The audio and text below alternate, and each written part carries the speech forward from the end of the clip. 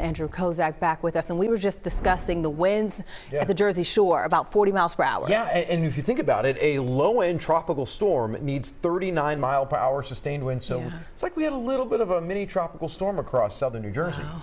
The heavy rain continues, of course, but we're going to be looking at things clearing out as we head into tomorrow. So this is not a prolonged event, but overnight, especially if you're headed to bed after this, yeah, the rain is going to continue to get heavier and steadier. So heavy torrential rain is what we're going to see impacting us overnight. The flash flood potential, it's also there. And along with those gusty winds, already seeing 35 to 50 mile per hour winds at the shore. I'll show you some gusts that we've seen at the peak so far tonight. In the meantime, we've got the rain spreading across the area. Heaviest stuff in the yellow and orange, by the way, just to the west of Philadelphia. Let's say you take the roads all the way back toward Harrisburg, and yeah, that's pretty much where we're going to be looking at some of that heavier rain, at least right now, but there's more of that building up from the south. So that said, a flood watch is in effect now all the way through tomorrow afternoon. That does cover the entire area. I said we're going to go over the watches, the warnings, the advisories. The risk for flash flooding is about a 2 out of 4. And remember, those areas prone to flooding, those are the ones we're going to keep our eye on. Bucks County,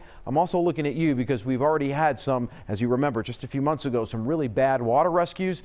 That's something we could see again. Now, meantime, at the Jersey Shore, we have a coastal flood advisory in effect. Southern New Jersey and down toward Delaware, a coastal flood warning. And that just means right now, especially the inlets and areas moving up toward the Delaware, could be prone to flooding right there along, especially if you are looking at your yard backed up to the river and some of those waterways. You want to be very careful. And then on top of that, we also have the wind alerts with this system. We have a wind advisory until 7 o'clock in the morning. Jersey Shore looking at the brunt of some of those stronger winds. 35-mile-per-hour peak gusts so far in Atlantic City. That's from the south and the east. And I think we're going to see higher gusts in the next couple of hours, especially as the center of this system moves a little bit closer to us. 40-mile-per-hour winds in Millville, Dover 41, Philadelphia so far about 25 to 30-mile-per-hour winds. All right, so over the course of the next few hours, heavy rain will continue by about 5 o'clock in the morning. Maybe a break in the city, but heavy torrential rain across the shore. And then we'll see some more rounds coming in toward the heart of the morning commute. So that continues.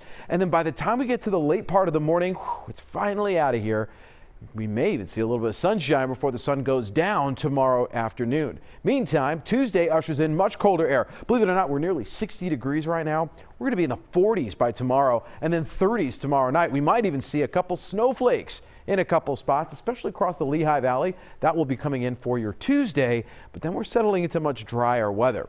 So on top of the already 1 to 1.5 inches of rain we have so far, we're going to add overnight another 2 to up to 3 inches of rain on what we have, and that's why we're concerned about flooding as we head into the morning hours. Speaking of that commute, rain all the way through, temperatures in the 50s. Here's the 7-day forecast. We're still keeping that next weather alert day for your Monday morning. So again, commuters tomorrow, if you're going to bed after this, you're going to wake up, give yourself a little extra time. After that, it is dry, it's mostly sunny, it's cool, but seasonable all the way through next weekend. By the way, winter officially begins on Thursday.